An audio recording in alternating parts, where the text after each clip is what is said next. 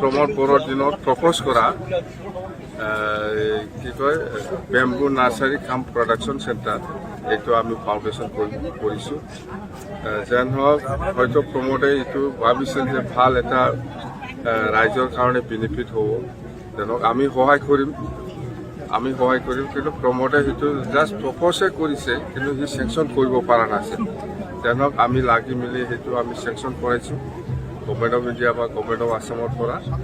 তো এই bamboo nursery কাম প্ৰডাকশ্যন চেণ্টাৰত যিটো প্ৰজেক্ট সেইটো আমি বনাম, কিন্তু আমি গভৰ্ণমেণ্টে যদি চলাই সেইটো লাষ্টিং নহ'ব, ভাল নহ'ব। সেইকাৰণে আমি আজিয়ে কৈ দিছোঁ ৰাজহুৱাভাৱে যে আমি প্ৰজেক্টটো কমপ্লিট কৰাৰ পিছত সেইটো প্ৰাইভেট পাৰ্টি লিজত দিব লাগিব, নহ'লে সেইটো লাষ্টিং হোৱাটো অসম্ভৱ। লাইচেন্স চাব, এই কাঠটো ক'ত পৰা পাইছে। কাঠ কিনাৰ আপুনি যদি ফাৰ্নিচাৰ দোকান খোলে, ফাৰ্নিচাৰৰ এই কাঠবিলাক ক'ত পৰা আহিছে, লাইচেন্সটো ক'ত, কিমানত কিনিছে। যেনিবা আপুনি 100 টকাত কিনিছে, আপোনাৰ দোকানত 1000 টকাৰ কাঠ আছে, এইটোতো ধৰা খাবই, এইটো ধৰা খাব।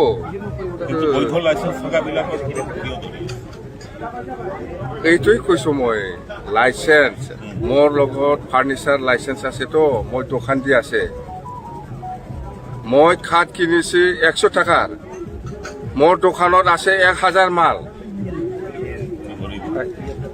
কি বেপাৰী ক'ব বাজেটটো কম হ'লে কি হ'ব, কাম কৰাৰ মই কম নহয়। মই কৈছোঁ বাকী হ'লেও মই কৰি থাকিম কামটো, পিছত দিম বিলটো।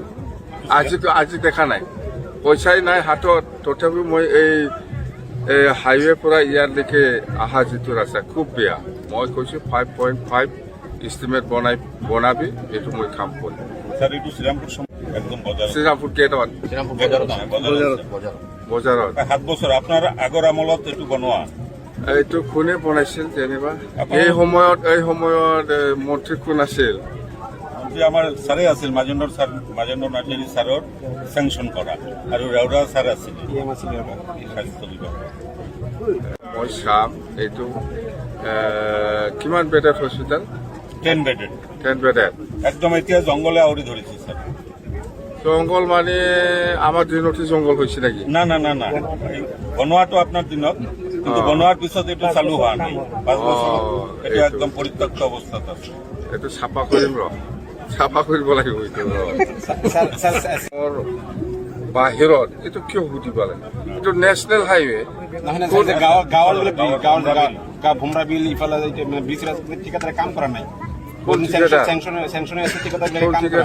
ঠিকাদাৰৰ নাম কম, মই কৰাই দিম দে।